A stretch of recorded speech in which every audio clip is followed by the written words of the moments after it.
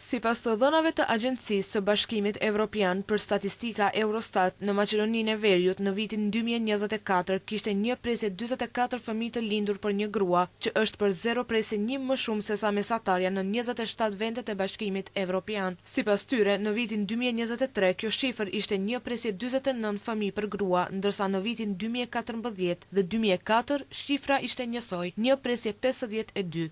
Tek të dhënat e grumbulluara nga Eurostat, thuhet se në rajonin e Ballkanit lindshmëria është më e madhe në Malin e Zi, 1,75, ndërsa në Shqipëri dhe Serbi fertiliteti është njësoj me 1,64 fëmijë për grua, ndërkaq nuk ka të dhëna për Bosnia e Hercegovinën, po ashtu as për Kosovën. Tek vendet e BE-s, në statistik thuhet se Bullgaria raportoi shkallën më të lartë të fertilitetit në vitin 2024 me 1,72 lindje të gjalla për grua, pas saj rënditet Franca 1,61 dhe Slovenia 1,52.